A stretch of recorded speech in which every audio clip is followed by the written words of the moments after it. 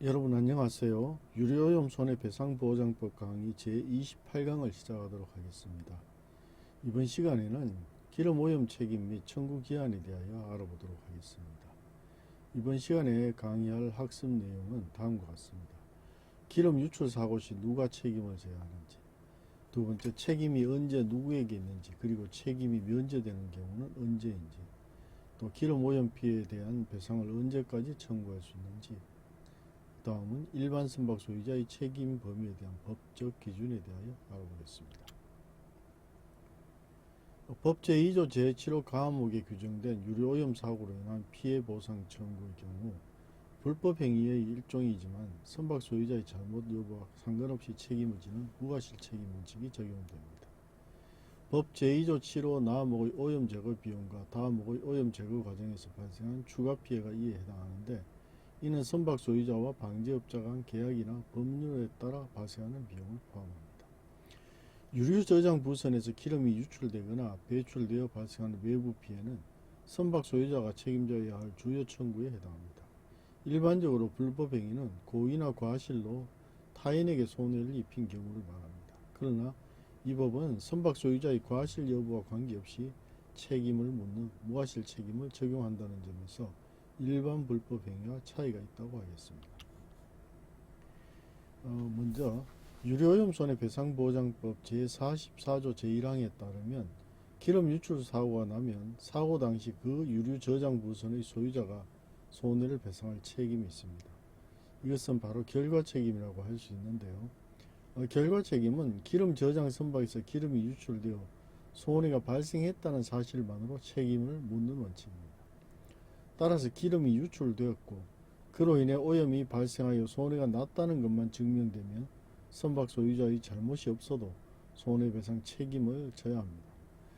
이 법은 강제보험을 통해 이러한 위험을 분산하도록 하고 있습니다. 다음은 면책 사유에 대하여 알아보겠습니다. 면책 사유는 불가항력 제3자의 고의, 항행시설의 하자로 나누어 볼 수 있는데요.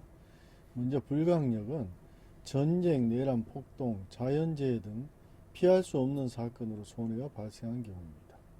또 제3자의 고의는 유료 저장 부선 소유자나 직원이 아닌 다른 사람의 고의적인 행동으로만 손해가 발생한 경우입니다. 또 항해시설의 하자는 국가나 공공기관의 항로 표지 또는 항해 보조시설 관리 소홀로만 손해가 발생한 경우입니다. 이러한 면책 사유들은 책임보험 계약에서도 보험사가 책임을 지지 않는 경우가 같습니다. 이 선박 소유자에게 책임이 없는데도 보험자까지 책임을 면하는 상황에서 선박 소유자에게 책임을 지는 것은 지나치게 가혹하기 때문입니다. 영국에서는 면책 사유를 판단할 때 피할 수 없는, 즉 irresistible이라는 표현을 중요하게 보며 일반적인 천재지변의 개념보다 더 좁게 해석하고 있습니다. 다음은 피해자의 고의 또는 과실입니다. 유료오염 손해가 피해자의 고의 또는 과실로 발생했다면 법원은 손해배상 책임과 금액을 정할 때 이 점을 반드시 고려해야 합니다. 법 제6조에서는 유류 저장 부선에 의한 유료오염 손해가 피해자의 고의 또는 과실로 발생한 경우에는 법원은 손해배상의 책임 및 금액을 정할 때는 이를 고려해야 한다고 규정하고 있습니다. 유료오염 손해배상보장법은 결과책임 원칙을 따릅니다. 즉 특별한 면책 사유가 없는 한 선박 소유자에게 과실이 없어도 손해배상 책임이 발생합니다. 결과책임 원칙은 피해자가 손해를 입증해야 하는 부담을 줄이고 예상치 못한 피해를 본 사람들에게 빠르게 회복을 돕기 위한 제도입니다. 하지만 피해자의 고의나 과실로 발생한 손해까지 선박 소유자에게 책임을 묻는 것은 법적으로 선박 소유자에게 지나치게 큰 부담을 지우는 면도 있습니다. 두 척 이상의 유류 저장 부선과 관련된 사고로 기름 오염 피해가 발생했고 어떤 배에서 기름이 흘러나왔는지 분명하지 않은 경우 관련된 모든 유류 저장 부선의 선박 소유자는 공동으로 그 손해를 배상할 책임이 있습니다. 그러나 특정 면책 사유에 해당할 때는 유류 저장 부선의 선박 소유자는 손해배상 책임이 없습니다. 이것은 민법 제760조의 공동불법 행위에 대한 책임 규정과 같은 의미로 볼 수 있습니다. 다음은 유리오염 손해배상 청구권의 제척기간에 대하여 알아보겠습니다. 유리오염 손해배상 청구권은 손해가 발생한 날로부터 3년 또는 최초 사고 발생일로부터 6년 안에 재판상 청구가 없으면 사라집니다. 유리오염 손해가 발생한 날은 실제 손해가 객관적으로 발생한 날을 의미하며 피해자가 그 손해를 알게 된 날과는 다르다고 생각하면 되겠습니다. 제척기간의 시작점이 문제가 되겠죠. 항상 유리오염 사고의 원인이 된 최초 사고 발생일은 유류 저장 선박이 침몰한 후 배의 외벽 손상이나 부식 등으로 기름이 새어나와 유리오염 피해가 발생한 날을 말합니다. 특히 법 제5조 제3항에서 언급된 사고가 여러 사건으로 연속될 경우에는 6년의 기간을 계산하는 방식이 달라질 수 있습니다. 다음은 재판상 청구의 의미에 대하여 알아보도록 하겠습니다. 재판상 청구라는 것은 반드시 소송의 제기를 요건으로 하는 것을 의미하는 것은 아니고 지급 명령의 신청, 민사조정의 신청, 책임제한 절차의 참가, 중재인 선정의 통지, 파산 선언의 신청, 파산 절차의 참가, 회사 회생 절차의 참가, 민사소송법에 의한 배당 요구, 화해 절차 참가 등이 모두 포함됩니다. 여기서 소송 제기라는 것은 법원에 소장을 제출하여 소송을 개시하는 행위를 의미하고 지급 명령 신청은 채무자에게 일정 금액을 지급하도록 명령해 달라는 신청입니다. 또 민사조정 신청은 법원의 중재로 분쟁을 해결하기 위한 절차가 될 것이고 책임제한 절차 참가는 선박 소유자의 책임제한 절차에 채권자로 참가하는 행위입니다. 이러한 여러 가지 법적 절차에 참가하는 것 자체를 여기서는 재판상 청구의 일종으로 볼 수가 있다는 것입니다. 다음은 일반 선박 소유자의 책임 제한에 대하여 알아보겠습니다. 법 제45조는 일반 선박 소유자의 유류오염 손해배상에 대한 책임 제한에 법 제9조 및 제10조를 준용하여 사고주의 원칙, 책임보험자 등의 책임 제한 항변권 인정, 제한 채권자의 변제 비율에 대하여 유조선 선박 소유자의 규정을 따르도록 하고 있습니다. 일반 선박의 연료유로 발생한 유류오염 손해의 배상 책임이 있는 일반 선박 소유자는 의 책임 제한에 관하여는 제9조 및 제10조를 준용하고 상법 제769조, 제770조 제1항, 제771조, 제773조 제4호 및 제774조부터 제776조까지 규정을 적용한다라고 규정하고 있습니다. 또한 상법 제769조, 제770조 제1항, 제771조, 제773조 제4호 및 제774조부터 제776조까지 규정을 적용하여 선박연료유협약의 입법 취지에 따라 상법상 선박 소유자의 책임 제한의 범위를 적용하도록 하였습니다. 다음은 사고주의 원칙에 대하여 알아보겠습니다. 법 제9조 준용은 책임 제한은 일반 선박마다 같은 사고로 인하여 생긴 모든 제한 채권에 미친다라고 규정하여 책임 제한이 일반 선박을 단위로 동일한 사고에서 생긴 각 책임 한도에게 대응하는 선박 소유자에 대한 모든 채권에 미친다는 원칙을 규정하고 있습니다. 여기서 사고주의 원칙이라는 것은 책임 제한이 사고를 단위로 동일한 사고에서 생긴 각 책임 한도에게 대응하는 선박 소유자에 대한 모든 채권에 미친다는 원칙입니다. 이는 항해주의와는 다른데요. 항해주의는 한 번의 항해에서 발생한 모든 사고를 하나로 묶어 하나의 책임 제한 기금을 형성하는 반면 사고주의는 각각의 사고에 대하여 별도의 책임 제한 기금을 형성합니다. 예를 들어서 1회 항해에서 3번의 사고가 있었다면 3개의 책임 제한 기금이 형성되고 3번의 사고에 대하여 각각의 책임 제한 기금이 형성되어 채무의 변제에 충당하게 됩니다.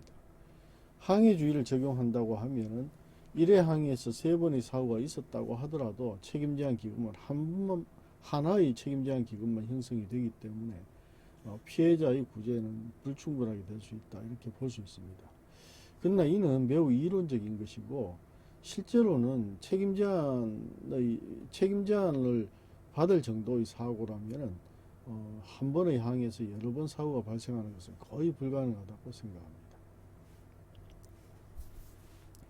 다음은 책임보험자 등의 책임 제한의 항변권에 대하여 알아보도록 하겠습니다. 이 법제 구조 준용에서 일반 선박 소유자의 책임 제한은 선박 소유자 및 보험자 등에 대한 모든 제한 채권에 미친다라고 규정하고 있습니다. 이 문구는 소위 선박 소유자의 책임보험자가 배상책임보험상의 직접 청구권 규정에 의하여 피해자로부터 직접 보험금에 대한 청구가 있을 경우에 선박 소유자와 동일한 내용의 책임 제한의 항변권을 행사할 수 있다는 점을 명문으로 규정한 것입니다. 이 책임보험에서는 제3자는 보험자에게 대한 직접 청구권이 있고 이때 보험자는 피보험자가 그 사고에 관하여 가지는 항변으로서 제3자에게 대항할 수 있으므로 보험자는 피보험자의 책임 제한 역시 주장할 수 있다는 이러한 논리라고 하겠습니다.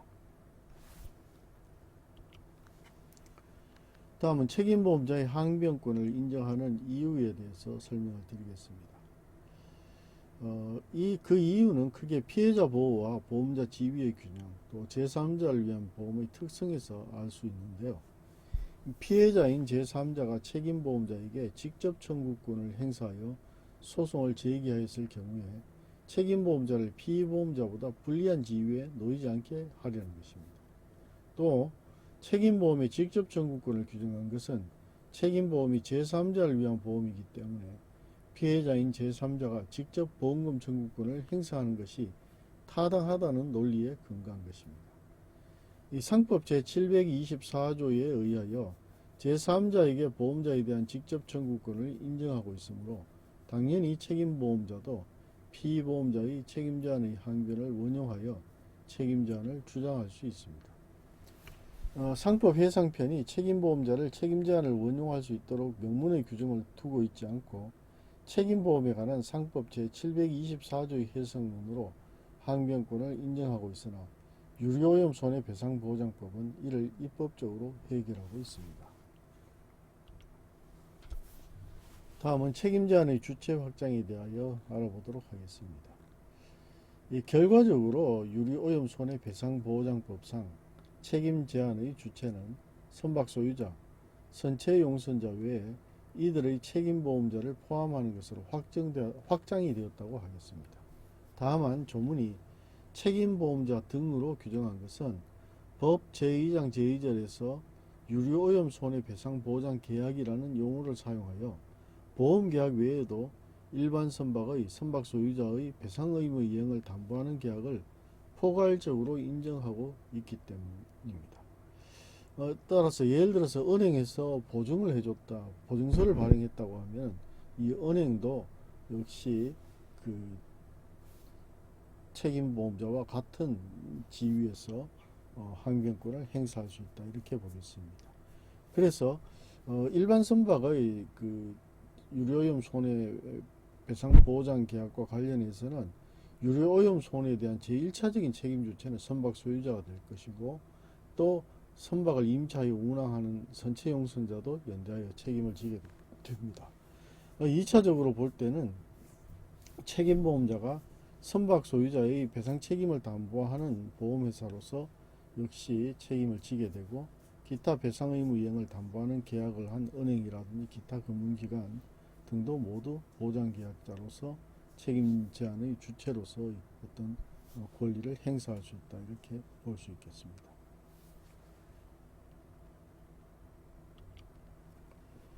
다음은 제한채권자의 변제 비율에 대하여 알아보겠습니다. 법 10조 제10조 준용은 제한채권자에 대한 변제액의 배분 원칙을 정한 것입니다. 선박 소유자 또는 보험자 등이 그 책임을 제한한 경우에는 그의 책임 제한을 가지고 대항하게 되는 채권자 중 제한채권자는 책임 제한 기금의 분배에 있어서 자기가 가지는 제한채권액의 비율에 따라서 변제를 받게 됩니다. 즉 법 제10조에서는 일반 선박 소유자가 법 제7조에 따라 책임을 제한한 경우에는 제한채권자는 그 제한채권액의 비율에 따라 변제를 받는다라고 규정하고 있는데요. 책임제한기금은 제한채권의 변제만 충당하는 것이지만 제한채권자 간의 기금의 분배는 제한채권액의 비율에 따라야 합니다. 즉 각기의 제한채권에 부수한 우선변제권, 우선특권 등의 담보권의 유무는 전혀 고려하지 않는다고 하겠습니다. 이와 같은 유료오염 손해배상 책임을 시간의 순서에 따라서 보면 다음과 같습니다. 먼저 유류 저장 부선 또는 일반 선박으로부터 유류가 유출 또는 배출되어 오염이 발생했을 때 선박 소유자에게는 결과책임 원칙에 따라서 손해배상 책임이 발생하게 됩니다. 이때 불가항력, 제3자의 고의, 항행시설 하자 등 면책 사유에 해당하는지 여부를 확인하고 선박 소유자는 책임제한 절차에 신청이 가능합니다. 피해자는 제척기간 내에 재판상 청구를 할 필요도 있습니다. 즉 유료오염 손해배상 책임은 사고 발생, 책임 발생, 면책 사유 검토, 책임제한, 손해배상 청구의 순서로 진행이 되는데 각 단계에서 법적 요건과 효과가 달라지므로 정확한 이해가 필요하다고 하겠습니다. 다음은 유료오염 손해의 유형과 범위에 대하여 알아보겠습니다. 유료오염 손해는 물적 손해, 방제 비용, 추가적 손해 이렇게 구분해 볼 수 있겠는데요. 그 법 제2조 제7호에서는 이러한 손해를 포괄적으로 규정하고 있으며 선박 소유자는 이에 대한 배상 책임을 모두 부담하게 됩니다. 먼저 물적 손해는 오염으로 인한 재산 손해, 업권 침해로 인한 손실, 관광업 등 수입 감소, 해안 및 시설 오염 피해 등이 있습니다. 또 방제 비용은 오염 확산을 방지하기 위한 조치 비용, 청소 및 정화 작업 비용, 오염 물질 수거 및 처리 비용, 또 환경 보건 비용 등이 들어갑니다. 또 추가적인 손해로는 방제 조치로 인한 추가 손실, 환경 피해 복구 비용, 생태계 회복 비용, 장기적 환경 모니터링 비용 등이 포함이 된다고 하겠습니다. 다음은 책임제한 절차의 진행에 대하여 알아보겠습니다. 책임제한 절차는 선박 소유자가 관할 법원에 책임제한 절차 개시 신청을 하게 되면 법원이 책임제한 절차 개시 결정을 하고 공고를 하게 됩니다. 물론 개시 결정을 하기에 요건이 미비될 경우에는 개시를 하지 않고 않을 수가 있겠죠. 다음은 채권자들이 채권을 신고하고 법원이 조사하게 되고요. 제한채권액의 비율에 따라 배당표를 작성하게 됩니다. 확정된 배당표에 따라 채권자들에게 다시 배당을 하게 됩니다. 이 책임제한 절차는 신청, 개시결정, 채권신고, 배당표 작성, 배당 실시의 순서로 진행되는데요. 이 과정에서 제한채권자는 자신의 채권을 신고하고 제한채권액의 비율에 따라 변제를 하게 됩니다. 유료오염 손해배상 관련 판례를 분석해 보면 다음과 같이 알 수 있습니다. 유료오염 손해배상과 관련된 주요 판례들은 다음과 같은 쟁점을 다루고 있는데요. 먼저 결과책임의 범위입니다. 선박 소유자의 과실 없이도 유료오염 손해에 대한 책임을 인정하는 결과책임의 범위와 한계에 관한 판단을 하게 됩니다. 또 면책사유의 해석과 관련해서 불가항력, 제3자의 고의 등 면책사유의 해석과 적용 기준에 관한 판단들을 하고 있습니다. 또 손해의 인과관계를 따지게 되는데요. 유류 유출과 손해 발생 간의 인과관계 또 입증 정도에 대한 판단도 하게 됩니다. 또 책임제한 적용 여부와 그 한도의 산정에 관한 판단을 하게 되는데요. 이러한 종류의 판례들은 유료오염 손해배상 사건에서 중요한 법적 해석 기준을 제공하며 법 해석의 어떤 지침이 된다 이렇게 볼 수 있겠습니다. 다음은 국제협약과도 긴밀한 관계가 있다고 할 수 있겠습니다. 2001년 채택된 선박연료유에 의한 오염 손해에 대한 민사 책임에 관한 국제협약은 일반 선박의 연료유에 의한 오염 손해에 대한 책임과 보상을 규정하고 있습니다. 이 협약에서도 선박 소유자의 엄격 책임 원칙, 강제보험 제도 도입, 직접 청구권의 인정 등이 특징인데요. 우리나라에서는 유류오염 손해배상보장법을 제정하고 이를 개정하면서 선박연료협약의 내용을 국내법에 반영하여 결과책임 원칙을 채택하고 책임제한 제도의 도입, 강제보험 의무화, 또 제척기간의 설정 등이 되어 있습니다. 우리나라의 유료오염 손해배상보장법은 일반 선박에 대하여는 선박연료협약의 내용을 국내법에 수용하여 제정되었고 국제적 기준에 부합하는 책임 및 보상 체계를 구축하고 있다고 할 수 있겠습니다. 다음은 유료오염 손해배상보장계약에 대하여 알아보겠습니다. 보장계약이라는 것은 유료오염 손해배상보장계약이라는 것은 선박 소유자의 배상 책임을 담보하기 위한 계약으로서 주로 책임보험 형태로 체결이 됩니다.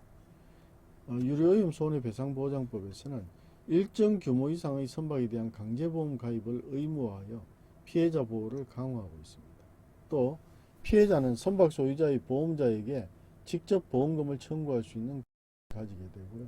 선박 소유자는 보장계약 체결 사실을 증명하는 증명서를 선박에 비치하도록 하고 있습니다.